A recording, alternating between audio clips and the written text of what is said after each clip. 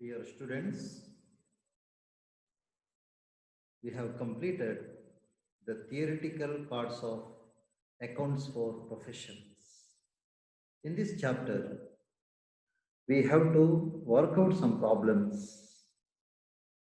Let us start the solution of the problems from this video. Here, the first illustration is given here. First of all, let us read and understand the illustration. Dr. Sinha commenced practice as a cardiologist, investing 2,50,000 rupees on equipments. This is the capital. On equipments, and also this is the purchase of equipment. On 1st April 2018, the receipts and payment account for the year ending 31st March 2019 was as follows. Receipt side and payment side is given. On the receipt side, we have fees, miscellaneous receipts, and sale of equipment. On the credit side, we have payment side, we have rent, salaries to assistant, journals, then library books, equipments purchased, drawings, and balance of cash at bank and cash in hand. Then in the next paragraph it is given rupees 15,000 of the fees was still outstanding. Equipments were sold and purchased on 1st January 2019. The cost of the equipments sold being rupees 30,000. So here the 15,000 of the fees was outstanding. This is the outstanding fees. We should add to this. There is a treatment which I have explained in the last video. I will explain again while working out the problem. The equipments were sold and purchased on 1st January. See, there is a sale of equipment here, 20,000. That is on 1st January. Means for 9 months it was there with the cardiologist, with the doctor.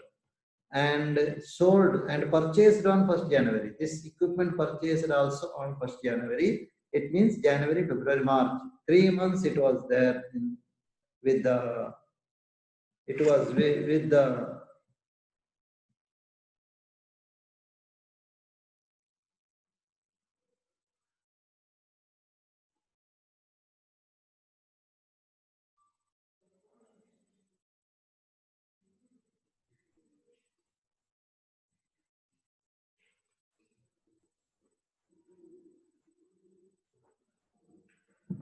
means that this machinery was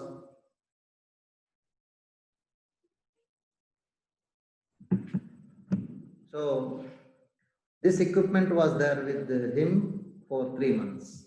Then drawings, next topic is the cost of the equipment sold is 30,000. Sold for 20,000, its cost is 30,000. We should calculate it. Depreciation on equipments was 20% and on library 5%. We should calculate it. Salary to the outstanding still payable means outstanding salary. This is the salary to assistant. This is the outstanding salary. We should add it to the salary and show it again in the balance sheet. Prepare receipts and receipts and expenditure account. We can also call it as income and expenditure account. Okay. In question paper, sometimes they ask the question in the last year question paper 2019. They asked receipts instead of receipts and expenditure, income and expenditure account and balance sheet on 31st March 2019. Let us solve the problem. First of all, let us make 2 working notes. Calculation of depreciation on equipment. See here, total depreciation, how much we should calculate. On, see, the equipment here is 2,50,000, isn't it? Out of 2,50,000, equipment sold being, cost of the equipment sold being 30,000, means unsold equipment is 2,20,000. 2,50,000 minus 30,000. Okay. So on 2,20,000, we should calculate 20% because it is given in the problem. Depreciation is 20% on equipment. Next is sold, isn't it? Sold on 1st January. That is given 30,000. So here it is given. Cost of the equipment sold is 30,000 and date of sale is 1st January, isn't it? So 30,000 on 30,000 we should calculate 20% for 9 months only, because January 1st it is sold, means April 1 2018 to January 2019, January 1 2019. So April to December, 9 months it is there. So 4,500. Then there is a new purchase here. This is equipment purchase 40,000. When on 1st January, it is given again 1st January itself. Sold and purchased same date. So 3 months it was there. January purchase ಆದರೆ January, February, March 3 ತಿಂಗಳವರ ಕೈಯಲ್ಲಿ ಇರ್ತದೆ. So 3 months ಇರ್ತದೆ, January 1 ರಿಂದ March 31 ವರೆಗೆ. 40,000 into 20% only for 3 months. 3 divided by 12. So 2,000 rupees. Total depreciation ಎಷ್ಟಾಯ್ತು? 50,500 ಆಯ್ತು. Clear ಆಯ್ತಲ್ಲ? ಇದು ನಮಗೆ ಬೇಕಾಗುತ್ತೆ ನೆಕ್ಸ್ಟ್ ಕ್ಯಾಲ್ಕುಲೇಷನ್ಗೆಲ್ಲ, ಸಾರಿ ಬ್ಯಾಲೆನ್ಸ್ ಶೀಟ್ ಮಾಡುವಾಗ, profit and income and expenditure account ಮಾಡುವಾಗ ಬೇಕಾಗುತ್ತೆ. Next is loss on sale of equipment. See here it is given sale of equipment 20,000. ಅದರ ಕಾಸ್ಟ್ ಎಷ್ಟು ಕೊಟ್ಟಿದ್ದಾರೆ? Cost of the equipment sold is 30,000. ಅದನ್ನ ನೋಡುವ. So ಅದರಲ್ಲಿ ಎಷ್ಟು ಲಾಸ್ ಆಗಿದೆ ನೋಡುವ. Cost of the equipment 30,000 ಗೊತ್ತಾಯ್ತಲ್ವಾ? ಅದು ಸೇಲ್ ಮಾಡಿದ ಡೇಟ್ ಯಾವಾಗ? ಜನವರಿ 1 ಅಲ್ವಾ? ಹಾಗಾಗಿ ಏಪ್ರಿಲ್ 1 2018 ಇಂದ ಜನವರಿ 1 2019 ವರೆಗೆ 9 ಮಂತ್ಸ್ ಬರ್ತದೆ. ಈ 9 ಮಂತ್ಸ್ ಗೆ ಅದಕ್ಕೆ ಡಿಪ್ರಿಸಿಯೇಷನ್ ಕ್ಯಾಲ್ಕುಲೇಟ್ ಮಾಡಬೇಕು. 30,000 into 20% into 9 divided by 12 it comes 4,500. ಹಾಗಾದ್ರೆ ಇದರ ಬೆಲೆ ಎಷ್ಟು? 30,000 minus 4,500. Book value cost of the equipment on the date of sale, sale ಮಾಡುವ ದಿನ ಅದರ ಬೆಲೆ 25,500 ಮಾತ್ರ ಇತ್ತು.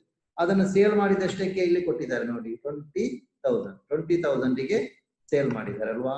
20,000 ಗೆ ಸೇಲ್ ಮಾಡಿದ್ದಾರೆ. ಇದು ನೋಡಿ, ಸೊ 20,000 ಗೆ ಸೇಲ್ ಮಾಡಿದ್ದಾರೆ. ಅದನ್ನು ಮೈನಸ್ ಮಾಡಿ ಸೇಲ್ಸ್ ಪ್ರೈಸ್ ಅನ್ನು, ಇದು ಸೇಲ್ಸ್ ಪ್ರೈಸ್ ನೋಡಿ, ಇದನ್ನು ಮೈನಸ್ ಮಾಡಿ ಆಗ 5,500 ಕಡಿಮೆ ಹಣ ಸಿಕ್ಕಿದೆ ಅದರ ಕಾಸ್ಟ್ ಗಿಂತ. ಹಾಗಾಗಿ it is the loss on sale of investment equipment. So ಈ ಎರಡು ವಿಷಯ ನಮಗೆ ಬೇಕು. ನಂತರ ನಾನು ಈ ಸ್ಕ್ರೀನ್ಗೆ ಅಗೇನ್ ಬರ್ತೇನೆ ಕ್ಯಾಲ್ಕುಲೇಷನ್ ಮಾಡುವಾಗ. ನಾವು let us see the this one, receipts and expenditure account ಅಥವಾ ಇನ್ಕಮ್ ಅಂಡ್ ಎಕ್ಸ್ಪೆಂಡಿಚರ್ ಅಕೌಂಟ್. ನೋಡಿ ಒಂದೊಂದೇ ನೋಡು, ಪ್ರಾಬ್ಲಮ್ ನೋಡಿ ಇಲ್ಲಿ ಬರೀತಾ ಹೋಗುವ. ಪ್ರಾಬ್ಲಮ್ ಅಲ್ಲಿ ನೋಡಿ, ಇಲ್ಲಿ ರೆಂಟ್ ಇದೆ, ಸ್ಯಾಲರಿ ಟು ಇಕ್ವಿಪ್ಮೆಂಟ್ ಇದೆ, ಅದನ್ನ ಇಲ್ಲಿಗೆ ತೆಗಿಬೇಕು, ಜರ್ನಲ್ ತೆಗಿಬೇಕು, ಬುಕ್ಸ್ ಲೈಬ್ರರಿ ಬುಕ್ಸ್ ಇದು ಬ್ಯಾಲೆನ್ಸ್ ಶೀಟಿಗೆ ಹೋಗ್ತದೆ, ಇಕ್ವಿಪ್ಮೆಂಟ್ ಪರ್ಚೇಸ್ ಬ್ಯಾಲೆನ್ಸ್ ಶೀಟಿಗೆ ಹೋಗ್ತದೆ, ಡ್ರಾಯಿಂಗ್ಸ್ ಬ್ಯಾಲೆನ್ಸ್ ಶೀಟಿಗೆ ಹೋಗ್ತದೆ, ಬ್ಯಾಲೆನ್ಸ್ ಆಫ್ ಬ್ಯಾಂಕ್ ಬ್ಯಾಲೆನ್ಸ್ ಶೀಟಿಗೆ ಹೋಗ್ತದೆ. ಸೊ ರೆಂಟ್ ಮತ್ತು ಸ್ಯಾಲರಿಯನ್ನು ತೆಗೆಯುವ ಎರಡನ್ನು. ಸೊ ರೆಂಟ್ ಮತ್ತು ಸ್ಯಾಲರಿ, ರೆಂಟ್ ಎಷ್ಟು? ಟು ರೆಂಟ್ 30,000 ಅಲ್ಲಿರುವ ಹಾಗೆ ತೆಗೀರಿ. ಸ್ಯಾಲರಿ ಟು ದ ಅಸಿಸ್ಟೆಂಟ್ 75,000 ಇದೆ. ಮತ್ತೆ ಅಗೈನ್ ಇಲ್ಲಿ ನೋಡಿ, ಸ್ಯಾಲರಿ ಟು ದ ಅಸಿಸ್ಟೆಂಟ್ ಏನು ಔಟ್ಸ್ಟ್ಯಾಂಡಿಂಗ್ ಇದೆ ಇಲ್ಲಿ ನೋಡಿ, salary to the assistant outstanding 10,000 ಅದನ್ನು ತೆಗೆಯಿರಿ.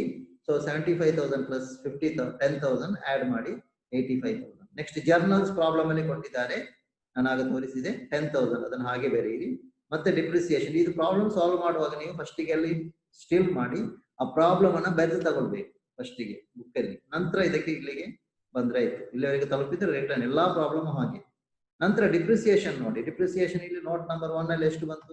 50,500 ಅಲ್ವಾ? ಅದನ್ನು ಇಲ್ಲಿ ಬರೀಬೇಕು ಹಾಗೆ 50,500. ಓಕೆ, ನೋಟ್ ನಂಬರ್ 1 ಅಂತ ಇಲ್ಲಿ ಬರೆದಿದ್ದೇನೆ. On the library books, C depreciation on library books is 5%. Library book ಎಷ್ಟಿದೆ ಇಲ್ಲಿ? 30,000 ಇದೆ. 30,000 into 5%. ಕ್ಲಿಯರ್ ಆಯ್ತಲ್ಲ? On 30,000 into 5% 1,500. ಮತ್ತೆ ನೋಟ್ ನಂಬರ್ 2 ಅಲ್ಲಿ ಕ್ಯಾಲ್ಕುಲೇಟ್ ಮಾಡಿದೆವು, loss on sale of equipment ಎಷ್ಟು ಬಂತು? 5,500. ಕ್ಲಿಯರ್ ಆಯ್ತಲ್ವಾ? ನಂತರ ಪೇಮೆಂಟ್ ಸೈಡ್ ಆಯ್ತು. ರಿಸೀಟ್ ಸೈಡ್ ನೋಡಿ, ರಿಸೀಟ್ ಸೈಡ್ ಅಲ್ಲಿ we have fees received 5 lakh, miscellaneous receipt 1,500. ಇದನ್ನು ಹೀಗೆ ಬರೀರಿ ಹಾಗೆ. ಆದ್ರೆ ಫೀಸ್ ರಿಸೀವ್ಸ್ ಒಂದು ಅಡ್ಜಸ್ಟ್ಮೆಂಟ್ ಇದೆ. 15,000 of the fees was still outstanding, ಅದನ್ನ ಆಡ್ ಮಾಡಿ. ಕ್ಲಿಯರ್ ನೋಡಿ, ಫೀಸ್ ರಿಸೀವ್ಡ್ 5 lakh, ಔಟ್ಸ್ಟ್ಯಾಂಡಿಂಗ್ ಅದು ಸ್ಟಿಲ್ ಬಾಕಿ ಇದೆ ಅಂದ್ರೆ ಔಟ್ಸ್ಟ್ಯಾಂಡಿಂಗ್ 15,000, 5,15,000 ಆಯ್ತು. Miscellaneous receipts 1,000. ಇಲ್ಲಿ ನೋಡಿ, ಇದಕ್ಕೆ ಒಂದು ಅಡ್ಜಸ್ಟ್ಮೆಂಟ್, ಈ ಒಂದು ಅಕೌಂಟಿಂಗ್ ಫಾರ್ ಪ್ರೊಫೆಷನಲ್ ಎಂಬ ಈ ಚಾಪ್ಟರಿನ ಒಂದು ಸ್ಪೆಸಿಫಿಕ್ ಆದಂತ ಒಂದು ಅಡ್ಜಸ್ಟ್ಮೆಂಟ್ ಇದೆ. ಬೇರೆ ಎಲ್ಲಾ ಕಡೆ ಇದು ಬರುವುದಿಲ್ಲ. ಇದೇನಂದ್ರೆ ಔಟ್ಸ್ಟ್ಯಾಂಡಿಂಗ್ ಅನ್ನ ನಿಜವಾಗಿ ತೆಗಿಲಿಕ್ಕಿಲ್ಲ, ರಿಸೀಟ್ಸ್ ಅನ್ನ ಕ್ಯಾಶ್ ಬೇಸಿಸ್ ಅಲ್ಲೇ ನಾವು ಮಾಡ್ಬೇಕು, ಅಕ್ರೂವಲ್ ಬೇಸ್ ಮಾಡಬಾರ್ದಂತ ಒಂದು ತತ್ವ ಇದೆ. ಅದಕ್ಕೆ ಬೇಕಾಗಿಲ್ಲ ಒಂದು ಅಡ್ಜಸ್ಟ್ಮೆಂಟ್ ಮಾಡ್ತಾ ಇದ್ದೇವೆ, ಇಲ್ಲಿ ಆಡ್ ಮಾಡುದು, ಮತ್ತೆ ಅದನ್ನೇ ಇಲ್ಲಿ ಬರೆದು ಅದಕ್ಕೆ ರಿಸರ್ವ್ ಮಾಡುದು, ಪ್ರೊವಿಷನ್ ಅಥವಾ ರಿಸರ್ವ್ ಫಾರ್ ಔಟ್ಸ್ಟ್ಯಾಂಡಿಂಗ್ ಫೀಸ್ ಅಂತ. ಅರ್ಥ ಇದೆಲ್ಲ. ಇದೇ ಅಮೌಂಟ್ ಅನ್ನ ಯಾವಾಗ್ಲೂ ಹಾಗೆ ಫೀಸ್ ಔಟ್ಸ್ಟ್ಯಾಂಡಿಂಗ್ ಬಂದ್ರೆ ಅಥವಾ ರಿಸೀವ್ಸ್ ಏನೇ ಔಟ್ಸ್ಟ್ಯಾಂಡಿಂಗ್ ಬಂದ್ರು ಅದನ್ನ ಆಡ್ ಮಾಡಿ ಮತ್ತೆ ಡೆಬಿಟ್ ಸೈಡ್ ಇರೋದಕ್ಕೆ ರಿಸರ್ವ್ ಕ್ರಿಯೇಟ್ ಮಾಡಬೇಕು. ಹೀಗೆ ಮಾಡಿ then you get the balance to surplus 3,18,500.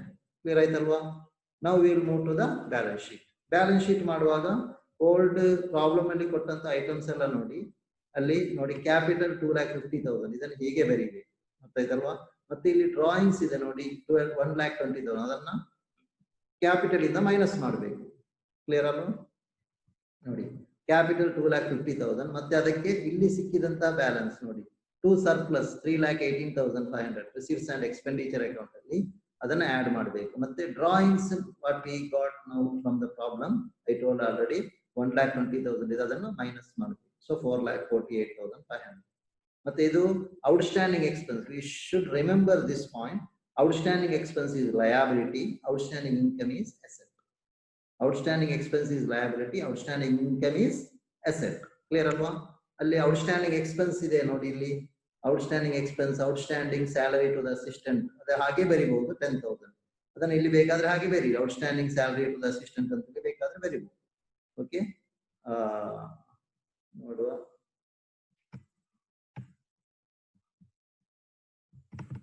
ಏನಿದು? Outstanding salary to the assistant.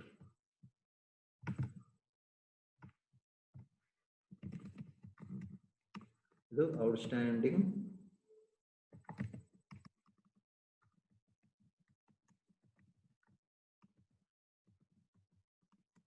Salary. Clear ಆಯ್ತಲ್ವಾ? Outstanding salary. Okay, next asset ಸೈಡ್ಗೆ ಬನ್ನಿ. ಅಸೆಟ್ ಸೈಡ್ಗೆ ಬರುವಾಗ ಇಲ್ಲಿ first what we should do is move to the problem ಅಲ್ಲಿ ನೋಡಿ, ಇಲ್ಲಿ ಬ್ಯಾಲೆನ್ಸ್ ಇಲ್ಲಿ ನೋಡಿ, ಲೈಬ್ರರಿ ಬುಕ್ಸ್ ಅಸೆಟ್ ಸೈಡ್ ಅಲ್ಲಿ ಬರ್ತದೆ, ಇಕ್ವಿಪ್ಮೆಂಟ್ ಪರ್ಚೇಸ್ ಅಸೆಟ್ ಸೈಡ್ ಅಲ್ಲಿ ಬರ್ತದೆ, ಡ್ರಾಯಿಂಗ್ಸ್ ತೆಗೆದಾಯ್ತು, balance of cash and bank ಇದೆಲ್ಲ ಇದು ಅಸೆಟ್ ಸೈಡ್ ಅಲ್ಲಿ ಬರ್ತದೆ. 3 ಐಟಮ್. ಫಸ್ಟಿಗೆ ನಾವು ಕ್ಯಾಶ್ ನೋಡಿ, ಕ್ಯಾಶ್ ಮತ್ತು cash in hand, cash and bank, ಈಗ ಕೊನೆಗೆ ಇರುವಂತದ್ದು ಪ್ರಾಬ್ಲಮ್ ನ ಯಾವುದರಲ್ಲಿ ಡಿಟೇಲ್ಸ್ ಉಂಟಲ್ಲ, ಅಲ್ಲಿ ರಿಸೀವ್ಸ್ ಅಂಡ್ ಪೇಮೆಂಟ್ ಅಕೌಂಟ್ ಕೊನೆಗೆ ಇದೆ 1,000 ಮತ್ತು 2,50,000 ಅದನ್ನ ಹಾಗೆ ಬರೀಬೇಕು. ಓಕೆ, ನೆಕ್ಸ್ಟ್ ಈಸ್ ಮತ್ತೇನಿದ್ರೆ ಅಂದ್ರೆ